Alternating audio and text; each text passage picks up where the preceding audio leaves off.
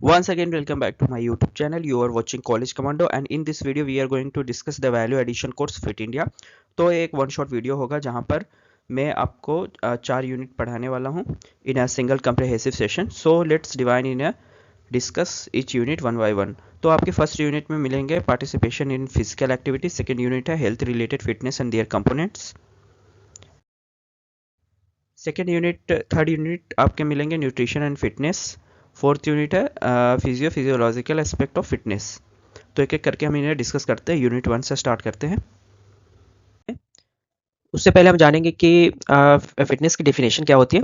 तो participation in physical activity refer to engaging in any movement that requires energy expenditure. This can be include a wide variety of activities such as sport, exercise, routine, cycling, swimming, dancing and even household. तो basically इस definition में आपको ये बताया गया कि आप कुछ ऐसे मतलब वर्क में फिजिकल एक्टिविटी में इन्वॉल्व हो जहाँ पर आपका एनर्जी का एक्सपेंडिचर यानी बर्न आउट हो एनर्जी आपकी. जैसे आप कौन सा एक्सरसाइज ऐसे कर सकते हैं जहाँ पर आपकी एनर्जी की एक्सपेंडिचर हो सके. जैसे कि आप रूटीन एक्सरसाइज जो करते हैं या वॉकिंग कर सकते हैं, देन साइकिलिंग कर सकते हैं, swimming, dancing and house hold काम जो घरेलू कामें होती हैं जैसे क्लीनिंग करना, गार्डनिंग करना. Physical activities is beneficial for overall health, contributing to improve cardiovascular health, muscle strength, flexibility, mental health, wellbeing and longevity. तो ये जो आप अगर फिट रहते हो, फिजिकली एक्टिव रहते हो, फिट रहते हो, तो आप मतलब ओवरऑल आपके जो कार्डियोवैस्कुलर हेल्थ है वो ठीक रहेगी, मस्कुलर स्ट्रेंथ ज़्यादा होगा, फ्लेक्सिबिलिटी होगी, मेंटल वेलबींग होगी एंड आप लंबे समय तक जीवित रह सकते हो. तो यहाँ से हमारी फर्स्ट यूनिट स्टार्ट होती है. फिट इंडिया प्रोटोकॉल्स के बारे में हम बात करेंगे. तो फिट इंडिया आई कहाँ? तो ये movement was launched by the government of India in 2019 aiming to encourage people to adopt a healthier lifestyle by engaging in physical activities and promoting fitness awareness across the country. तो जो इसका M था यानी सबसे पहले ये launched हुआ जो हमारी फिट इंडिया है 2019 में. तो और इसका एम क्या था, मतलब क्या इसे उद्देश्य थे, तो मतलब जो ओवरऑल हमारी नेशनल हेल्थ है, लोगों की हेल्थ को अच्छा करना, जहाँ पर जो फिजिकल एक्टिविटीज़ वगैरह को प्रमोट करना, फिटनेस अवेयरनेस फैलाना, लोगों में इनक्रेज करना, मोटिवेट करना लोगों को, ताकि वो अपना मतलब जो डेली लाइफ एक्सरसाइज है, रूटीन्स फॉलो करें और एक हेल्दियर लाइफ एंड वेलबींग के साथ अपनी लाइफ. तो अब हम बात करेंगे की aspects of fit India protocols के. तो इसके क्या प्रोटोकॉल्स है? प्रमोट फिजिकल एक्टिविटी यानी फिजिकल एक्टिविटी को मतलब प्रमोट करना, लोगों में अवेयरनेस फैलाना. encouraging citizen to participate in a regular physical activity like walking, jogging, cycling, yoga and sports. This is aimed to enhancing the nation fitness level. तो जो इसका एम था वो मतलब ओवरऑल नेशनल जो फिटनेस बढ़ानी थी लोगों में, उसका अवेयरनेस एक फैलाना हो गया. जैसे काफ़ी लोग मतलब मैराथन वगैरह कंडक्ट करवाते हैं, लोगों को इनक्रेज करते हैं, मोटिवेट करते हैं कि पार्टिसिपेट लें. देन इसके अलावा फिटनेस कैंपिंग वगैरह चलाते हैं, public awareness campaign to motivate individual to understand the importance of fitness and how it contribute to mental and physical health. तो एक मतलब फिट अगर आप रहते हो तो किस तरीके से आपको मतलब एक मेंटली एंड फिजिकली आपके हेल्थ को अच्छा करती है, कंट्रीब्यूट करती है. Fitness program schools, colleges, institution वगैरह में आप जानते हो कि इंप्लीमेंट किया जाता है डेली फिटनेस के बारे में. ये कोर्स भी ऐड की गई है फिट इंडिया इसलिए कि लोगों में मतलब जागरूकता फैले. देन बात करेंगे routine for students.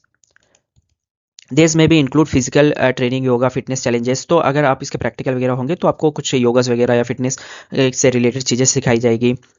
Fitness facility improve and availability of fitness infrastructure such as gym, sports. तो आप जैसे मेरे कॉलेज में है, वहाँ पे जिम्स वगैरह हैं, तो कई बार हमें फ्री टाइम मिलती है तो हम जिम वगैरह चले जाते हैं. एंड वहाँ पर हमारी गर्ल्स एंड बॉयज़ की अलग अलग टाइमिंग होती है. तो इसके हिसाब से जैसे 2:30 से 4:30 बजे तक हमारी होती है बॉयज़ की, मॉर्निंग में गर्ल्स की होती है जिम. तो कई आजकल स्कूल्स वगैरह में भी स्पोर्ट्स तो होते ही हैं. एंड इसके अलावा जो काफ़ी मतलब इंटरनेशनल स्कूल्स वगैरह हैं वहाँ पर भी जिम की फैसिलिटीज़ होती है.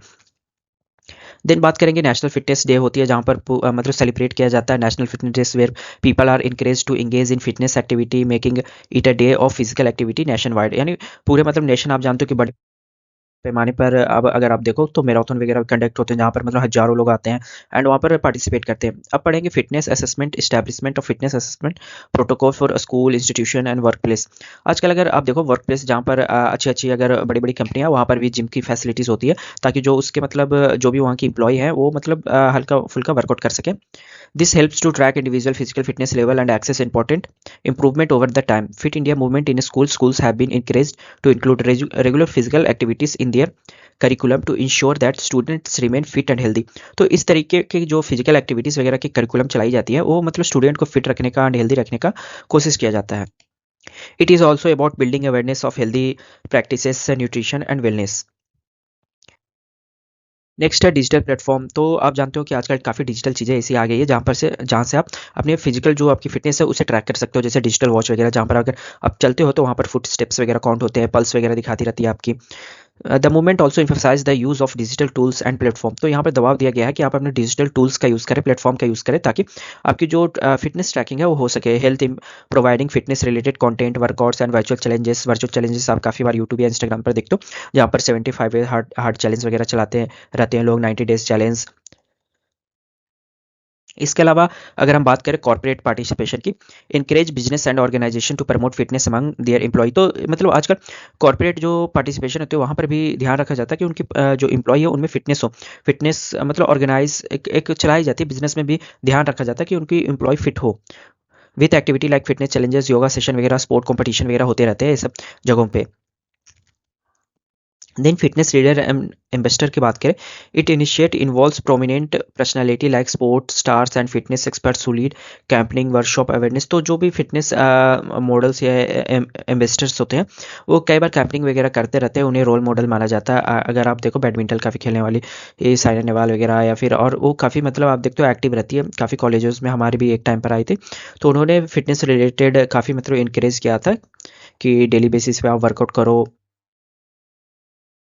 देन अब बात करेंगे objectives of fit India movement, इसके क्या इसे महत्व है।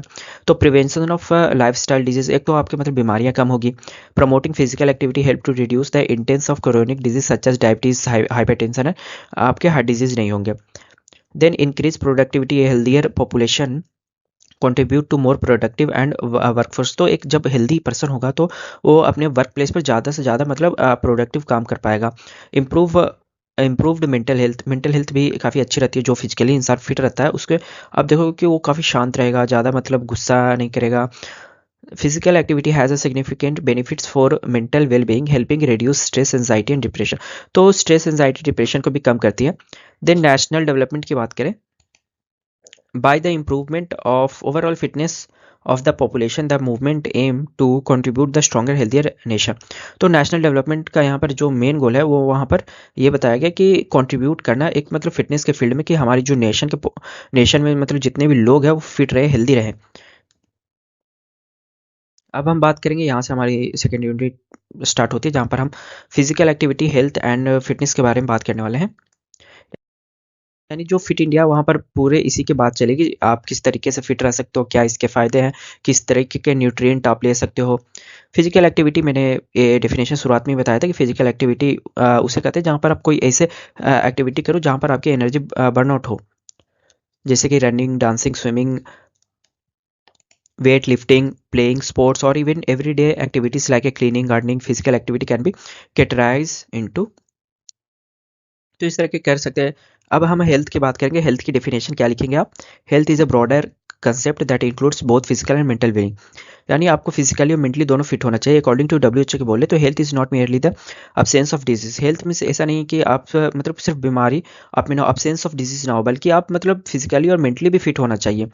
Physical activity play significant role in maintaining health. आप जब भी फिजिकल वर्कआउट वगैरह करते हो तो आपके मतलब ओवरऑल जो बॉडी की मेंटेन रखती है आपकी बॉडी की हेल्थ को, as it affect various system in the body such as, जैसे कि अगर आप कार्डियोवैस्कुलर हेल्थ की बात करें, अगर कार्डियो रिलेटेड कोई एक्सरसाइज वगैरह करते हैं तो आपको ब्लड सर्कुलेशन को इम्प्रूव करती है। इस रिस्क ऑफ ऑस्टियोपोरोसिस या फेरिलिटी एज यू एज, मतलब ऑस्टियोपोरोसिस में को भी जैसे क्या होता है कि कहीं पर चोट वगैरह लगा या तो कई बार हड्डियाँ टूट जाती है, फ्रैक्चर इजीली हो जाती है, तो उसके रिस्क को भी कम करती है। अगर आप मतलब स्ट्रेंथफुल रहते हो, आपके बोन्स काफ़ी मजबूत रहते हैं, तो ऑस्टियोपोरोसिस जैसी रिस्क कम हो जाती है। एंड फेरिलिटी की बात करें तो यहाँ पर फिजिकल वीकनेस, वेट लॉस या फटीग्यू या स्लोवर मोबिलिटी, जैसे आप धीरे धीरे चलते हो, तो इस तरीके की एज जब आपकी एज होगी तो आप ऐसा तो है नहीं कि आप मतलब यंग के अपेक्षा काफ़ी तेज चलोगे, आप धीरे ही चलोगे ना। तो लाइक आप उतना धीरे ना चल के बल्कि एक मतलब मेंटेन रखती है। अगर आप रेगुलर एक्सरसाइज करोगे तो आप काफ़ी देखोगे कि काफ़ी जो ओल्ड एज के पर्सन है वो भी मतलब वो काफ़ी मतलब तेज़ी से चलते हैं, तो उनकी फिटनेस बताती है। And lower the risk of obesity like type 2 diabetes. Obesity में से हो गई कि आपके मतलब मोटापा जो मोटापा होने का जो रिस्क है उसे कम करती है। डायबिटीज टाइप 2 डायबिटीज़ मीन्स हो गई कि यहाँ पर जो आपके हाइपर ग्लाइसेमिया यानी हाई ब्लड शुगर होती है उसे कम करती है। मेटाबॉलिक सिंड्रोम मतलब ओवरऑल आपके डाइजेस्टिव सिस्टम पूरे शरीर किस तरीके से फंक्शन करती है उसके बारे में यहाँ पर बात हो रही है। Metabolic health physical activity helps to regulate blood sugar level reduce for fat accumulation. तो फैट एक्यूमुलेशन यहाँ पर फैट एक्यूमुलेट नहीं होने देगी, आपके ब्लड शुगर लेवल रेगुलेट होते रहेंगे हमेशा। Of happening and well being की बात करें, physical activity is also linked to reducing symptoms anxiety depression and stress. तो फिजिकल एक्टिविटी से आप जानते हो कि रिड्यूस होती है जो भी एंजाइटी रिलेटेड सिम्टम्स है, डिप्रेशन एंड स्ट्रेस है। देन अब हम बात करेंगे immune system regulate exercise boost the immune system reducing the livelihood of getting cells. यानी जब आपके इम्यून सिस्टम काफ़ी अच्छे रहेंगे तो मतलब आपके बीमारी होने के खतरे कम हो जाएंगे। अब हम बात करने वाले हैं फिटनेस के बारे में। Fitness refers to the ability of the body to perform various task for daily activities to specific physical challenges such as sports exercise routine. It involves multiple components. यानी फिटनेस का आप जानते हो कि कुछ ऐसे डेली लाइफ में आप वर्कआउट करो जहाँ से आप मतलब रूटीनियस एक्सरसाइज वगैरह करो, उससे आप फिट रह सको। कार्डियोवैस्कुलर फिटनेस सबसे पहले आती है जहाँ पर आप अपने हार्ट वगैरह को इफेक्टिवली फिट करते हो, जहाँ पर delivery of oxygen to muscle during physical activity improve होती है। तो आप मतलब किस तरीके से इंप्रूव कर सकते हो, तो वॉकिंग कर सकते हो, साइकिलिंग कर सकते हो, स्विमिंग कर सकते हो। इसके थ्रू अपने हार्ट और लंग्स को हेल्दी रख सकते हो।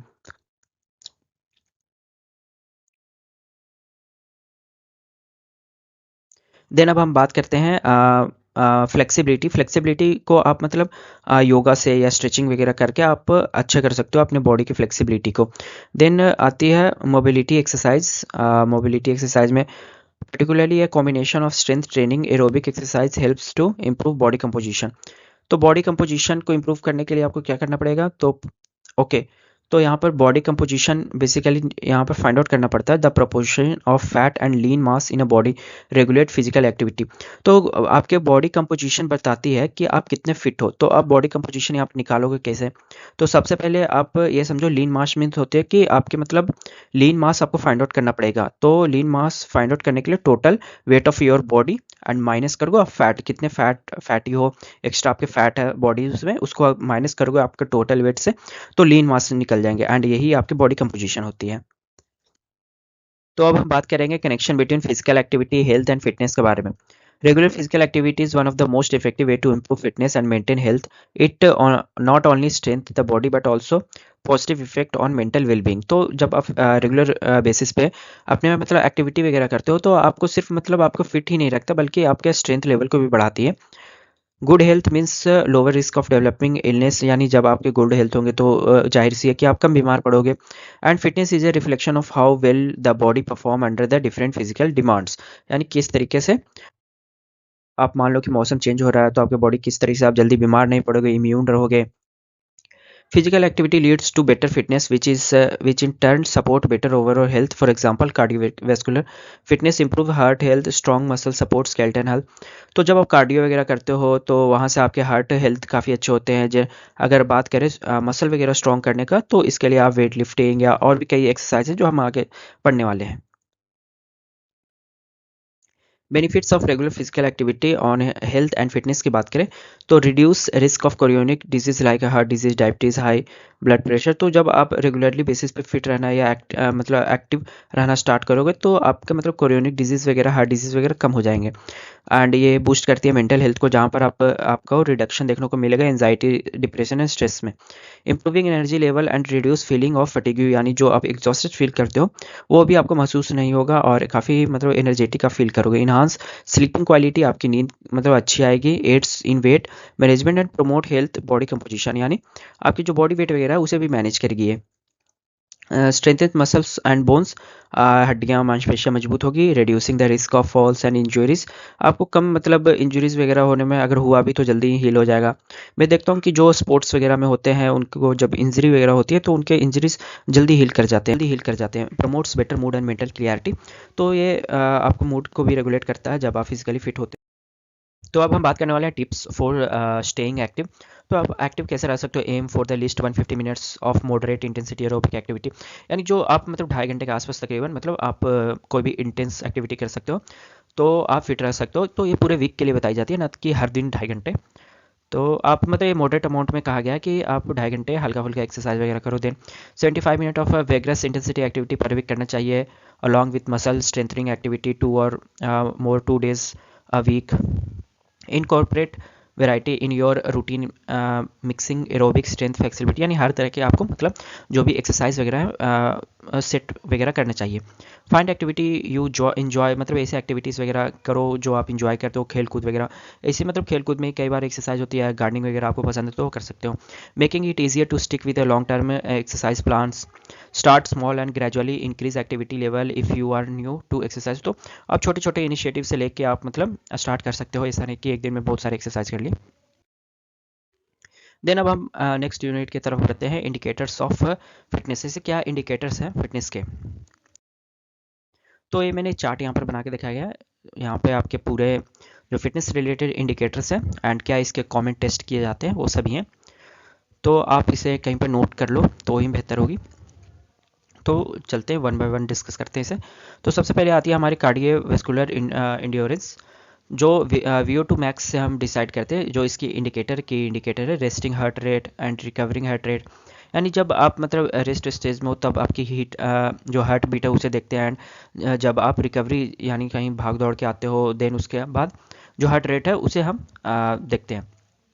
तो इसके लिए कौन से ऐसे टेस्ट हैं? तो 1.5 माइल रन, कूपर टेस्ट करते हैं, स्टेप टेस्ट करते हैं, यानी 10 कदम चलने के बाद आपके हार्ट बीट का रीडिंग लेते हैं।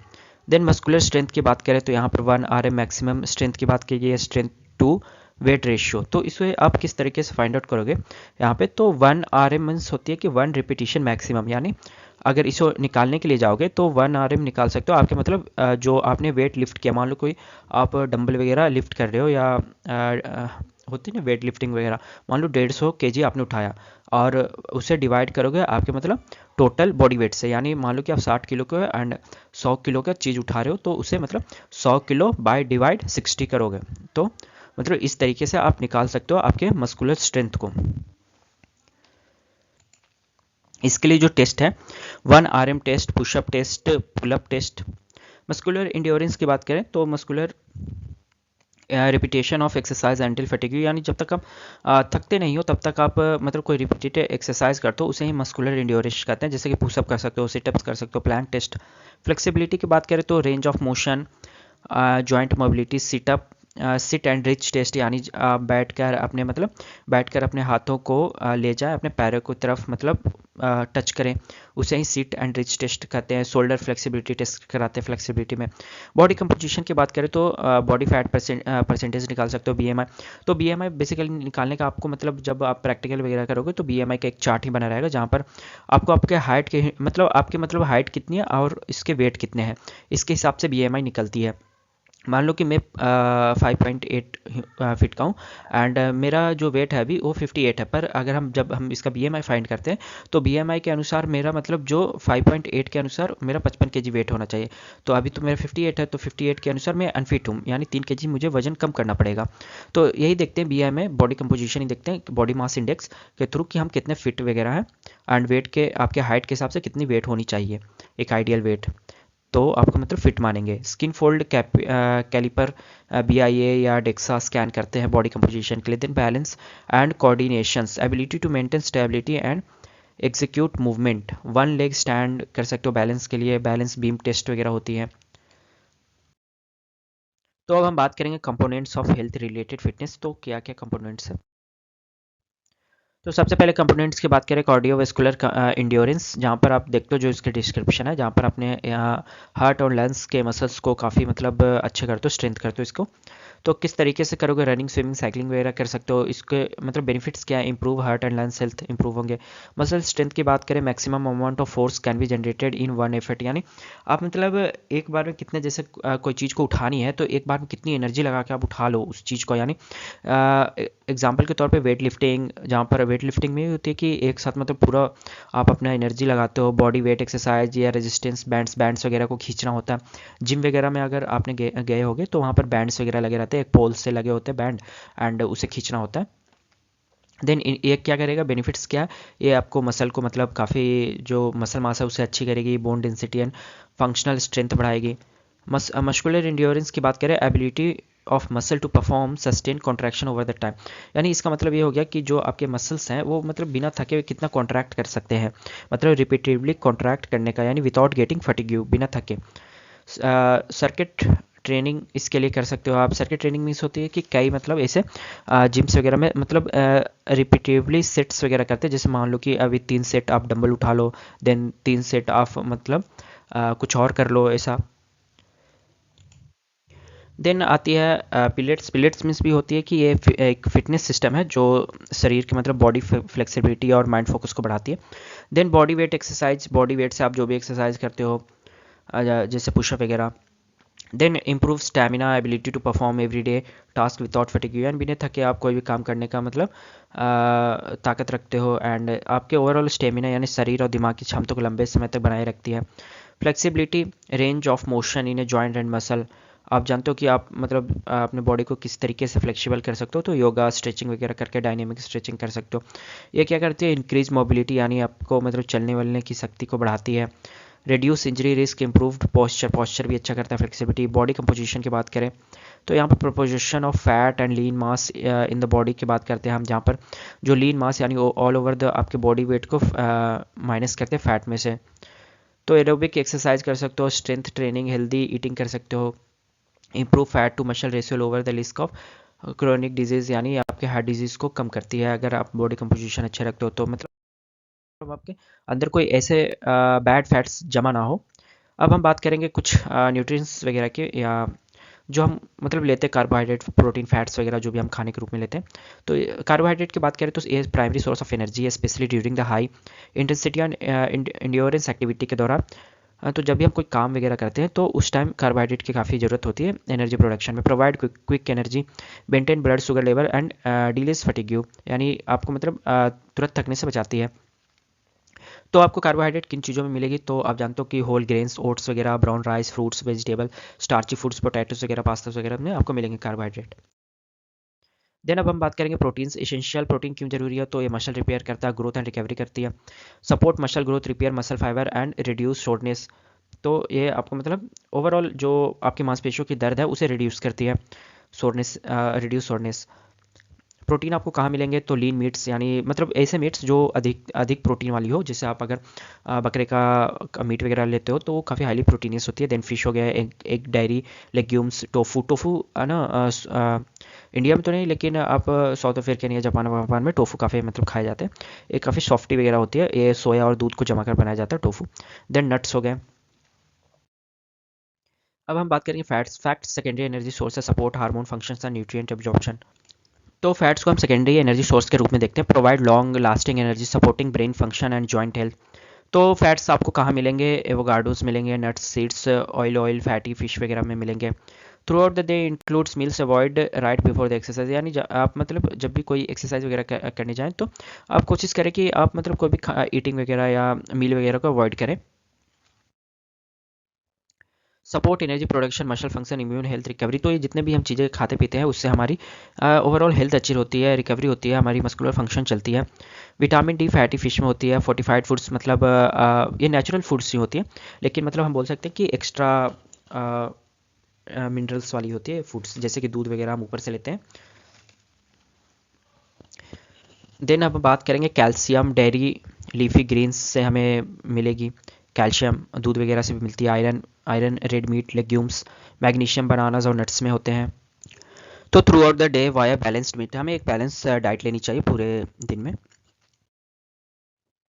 अब हम वाटर का रोल पढ़ने वाले। तो वाटर आप जानते हो कि हमारी जो बॉडी है उसे हाइड्रेटेड रखती है, सपोर्ट न्यूट्रिएंट ट्रांसपोर्ट, जो भी न्यूट्रिएंट है उन्हें ट्रांसपोर्ट करने में मदद करती है, regulate body temperature, prevent dehydration, helps nutrient transport and prevent fatigue और क्रैम्प्स, यानी अकड़न। आप जानते हो डिहाइड्रेट होने के बाद हमारी जो मसल्स है वो काफ़ी अकड़ने लगती है, तो उससे भी प्रिवेंट करती है। तो वाटर सोर्सेज क्या हो सकते हैं, एक तो आप direct water P low. Then fruits में होते हैं वाटरमेलन, कुकुम्बर। इलेक्ट्रोलाइट आप पी सकते हो प्री वर्कआउट, यानी आप जब जिम्स वगैरह जाते हो तो वहाँ पर कई बार इलेक्ट्रोलाइट लेते हैं लोग कि उन्हें मतलब एक तरीके से फ्लूइडिटी यानी हाइड्रेटेड हो रहे हैं।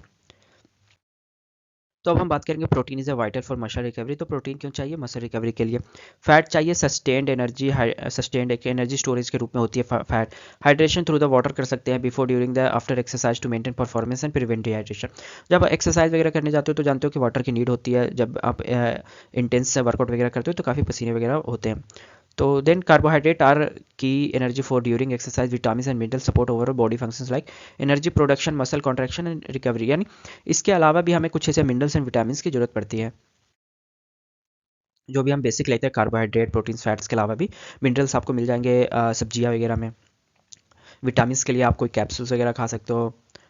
देन अब बात करेंगे बेसिक कैलोरी वैल्यूज़ के बारे में, यानी हम मतलब कितने पर डे लेना चाहिए। तो कार्बोहाइड्रेट अब 4 कैलोरीज पर ग्राम होती है carbohydrate. Proteins 4 calorie and fats 9 calorie पर ग्राम। ओके, ये पर ग्राम क्या दिया गया? अगर आप मतलब जो भी आप फैट्स लेते हो तो पर ग्राम फैट में 9 कैलोरी होती है। प्रोटीन्स मान लो आप अंडे ले रहे हो तो इसके पर ग्राम में 4 कैलोरी आपको मिलेंगे। कार्बोहाइड्रेट राइस वगैरह में 4 कैलोरी। अल्कोहल की बात करें तो 7 कैलोरी पर ग्राम में होती है। अल्कोहल हालांकि आपके मतलब बेसिक फूड चैन में नहीं आता, ये अलग से आप मतलब लेते हो, लेकिन कई स्टडीज़ में बताया जाए कि अगर आप लिमिटेड लेवल ऑफ अल्कोहल हो तो ये भी आपके मतलब जो भी आपके मतलब हार्ट वगैरह को हेल्दी रखने का काम करती है। पर मैं रिकमेंड करूँगा कि ना ही आप अल्कोहल लो और ना ही किसी तरह के ड्रग्स वगैरह। अब हम बात करेंगे fruits vegetables are generally low in calories, but इसमें vitamin and minerals and fibres होते हैं जो आप जानते हो मसल्स के लिए काफ़ी जरूरी है। Grain provide a source of carbohydrate, you can offer fibre other than nutrients specially when whole grains are chosen. Protein like lean meat, egg, fish वगैरह में होती है। फैट्स की बात करो तो फैट्स क्या करती है कि provide energy, support cell function and help absorb, vitamin वगैरह एब्जॉर्ब करने में मदद करती है। डेयरी प्रोडक्ट्स की बात करें जो प्रोटीन मिलती है वहाँ से कैल्शियम हो गया। थ्रू द फैट कंटेंट में भी vary depending on the time, whole milk, वशल, स्किम मिल्क। तो आप जानते हो कि कई बार मिल्क्स में भी डिफरेंट वगैरह होते हैं, जिसमें अगर आप याक वगैरह की मिल्क देखते हो तो काफ़ी हाईली प्रोटीनियस होती है and normal as compared to cow milk.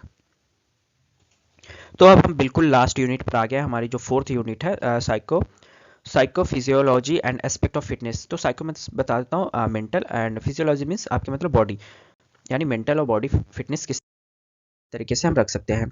तो सबसे पहले हम इसके डेफिनेशन की बात करें। Psychophysiological refers to the study of inter relation between the mind, mind को हम साइकोलॉजी करें, एंड द बॉडी फिजियोलॉजी।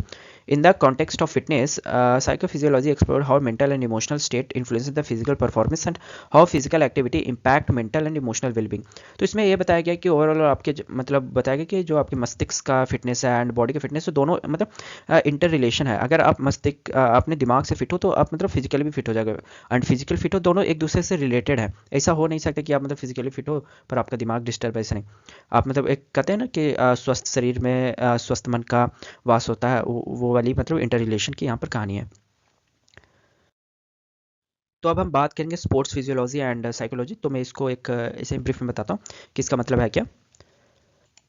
तो अगर आपने मतलब ब्रदर्स मूवी देखा होगा तो उसमें बताया जाता है कि जब अक्षय कुमार कहते हैं कि ये मतलब वहाँ पर क्या होता है कि रेसलिंग वगैरह होती है तो एक दूसरे को मतलब मारते हैं, तो वहाँ पर ये बताया गया कि जब तक आप मतलब दिमाग आपके हाथ के साथ कोऑर्डिनेट नहीं करेगा तब तक आप कोई भी गेम खेल ही नहीं सकते। तो यहाँ पर ये बताया गया स्पोर्ट्स में कि आपका दिमाग आपके हाथ के साथ कोऑर्डिनेट करना चाहिए, यानी आपके माइंड आपके साइकोलॉजी यानी बॉडी के साथ कोऑर्डिनेट हो। तो स्पोर्ट्स वगैरह में भी यही बताया गया कि आपके मतलब दोनों जो आपकी मेंटल स्टेट है एंड बॉडी, दोनों एक दूसरे को कोऑर्डिनेट करना चाहिए। तो sports physiology and sports psychology are two interconnected discipline that focus optimising athlete performance. यानी ओवरऑल अगर जिसकी कोऑर्डिनेशन जितनी अच्छी होगी उसकी परफॉर्मेंस उतनी अच्छी होगी। यानी अगर आप देखो आप फुटबॉल वगैरह देखो तो वहाँ पर जो गोल्स वगैरह करते हैं तो दोनों कोऑर्डिनेट करती है, उनके दिमाग वगैरह एंड बॉडी वगैरह, तभी वो जाकर गोल कर पाते हैं। एंड क्रिकेट वगैरह में भी यही बात होती है कि जब अगर मान लो कि विराट कोहली ने छक्का मारा तो विराट कोहली ने अपने कहीं ना कहीं अपने मतलब उसके माइंड में कैलकुलेशन बन गया कि इतने तेज से गेंद आ रही है, एंड उसी के हिसाब से उसका बॉडी भी एक्ट करता कि इतने तेज से अपने बल्ले को घुमाना चाहिए ताकि ये सिक्स लगे। तो अब हम बात करेंगे aspect sport psychology and sport physiology के बारे में। फोकस कहाँ पर करती है? आप मैंने बताया था कि psychology means body physical response पर हम डिपेंड करते हैं, एक्सरसाइज एंड ट्रेनिंग।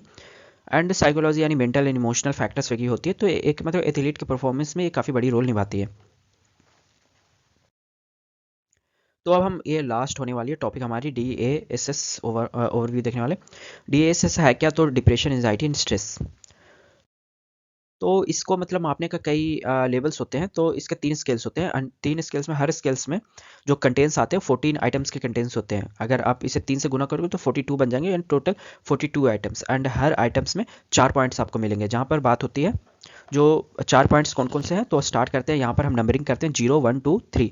तो जो 0 मीन्स रहती है कि did not apply to me at all, means कि मुझ पर बिल्कुल भी लागू नहीं होता, यानी इसका मतलब ये होगा कि यह भावना या अनुभव आपके साथ कभी हुआ ही नहीं है, मतलब डिप्रेशन एंजाइटी वगैरह आपके साथ हुआ ही नहीं है। ये मतलब मापदंड है कि इसके थ्रू आप किसी भी पर्सन को बता सकते हो कि आप डिप्रेस हो, या फिर मतलब आइडेंटिफाई करने का एक तरीका है। ये एक मतलब स्केल है, आप कह सकते हो डिप्रेशन एंजाइटी वगैरह के स्तर को मापने का। एंड 1 की बात करें, देन अब हम बात करेंगे 1 apply to me to some degree और सम ऑफ द टाइम। इसका मतलब हुआ कि मुझ पर कुछ हद तक लागू होता है, यानी इसका मतलब कि भावना या अनुभव आपके साथ कभी कभी हुआ है।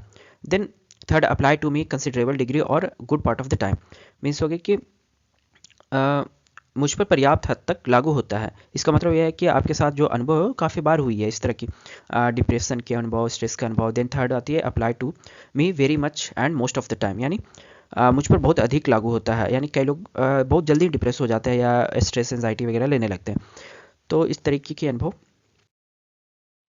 तो अब इसके कुछ फैक्टर्स, इसके रेंज मैंने बताया कि 42 तक होती है। तो अगर आप 0 से 9 के बीच में आते हैं तो आप नॉर्मल हो। देन 0 से 13 के बीच में माइल्ड, यानी थोड़े कम मतलब आप फील करते हो। देन 40 टू 20 मॉडरेट है, एंड 21 टू 27 सीवियर माना जाता है। 28 प्लस होगा तो एक्सट्रीमली आपको मतलब कहीं ना कहीं एक काउंसलिंग लेने की जरूरत है।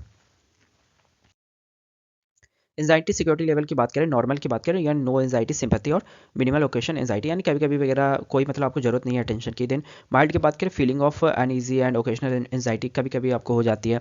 मॉडरेट में ओकेशनली वरी अनईजी और फिजिकल सिम्टम्स ऑफ एंजाइटी। तो यहाँ पर आपको मतलब कहीं ना कहीं एक अटेंशन की जरूरत होती है जब आप मॉडरेट एंजाइटी वगैरह होते हो तो। Then severe high level of, यहाँ पर आपको मतलब काफ़ी पैनिक लाइक सिंपैथी या फ्रीक्वेंट वरी होती है। तो यहाँ पर मैं कहूँगा कि आप मतलब काउंसलिंग वगैरह लो। देन एक्सट्रीमली सीवियर, यहाँ तो बिल्कुल ही जरूरी है। Extremely anxiety with panic attack, significant distress, जहाँ पर आपको मतलब एक मतलब गाइड इंटरवेंशन की ज़रूरत है, एक परफेक्ट काउंसलर की, जो आपके मतलब मेंटल हेल्थ को वापस ला सके। सेम चीज़ें यहाँ पर भी बोली गई है, तो हम इसे देखने वाले नहीं हैं। आप एक बार रीड आउट कर सकते हो कि severe means a strong feeling of being overwhelmed, मतलब आप काफ़ी एग्जॉस्टिक एंड आइसोलेटेड फील करते हो, जहाँ पर आपको मतलब आपके माइंड और बॉडी को एक नीड होती है किसी की अटेंशन की। तो अब ये हमारी लास्ट स्लाइड होने वाली है, यहाँ पर हमारी जो फिट इंडिया है वो खत्म होती है। द DASS वैल्यूएबल टूल, यानी DASS के थ्रू हम अपने ऐसे टूल है जिससे हम कि डिप्रेशन का स्तर को मापते हैं। तो एक बार इसे रीड आउट कर लेते हैं। DAS is a valuable tool for assessing emotional distress. It help to both individual and professional evaluate the level of depression, anxiety and stress. तो इसके लेवल को मापते हैं। Affecting one's mental health, whether used in clinical practices, research, self-assessment tool, it provide valuable insight into emotional well-being, can guide intervention and to improve mental health। तो जो guide intervention है यानी can help you regain control by offering structure and support देती है, एक मतलब counselling के through. Bye counselling आप वापस से अपने हेल्थ को ला सकते हो। सो यहाँ पर हमारी फिट इंडिया खत्म होती है। आई होप कि आपको मेरी वीडियो पसंद आई होगी। तो मेरे चैनल को जरूर सब्सक्राइब कर दें, वीडियो को लाइक कर दें। Thank you for watching.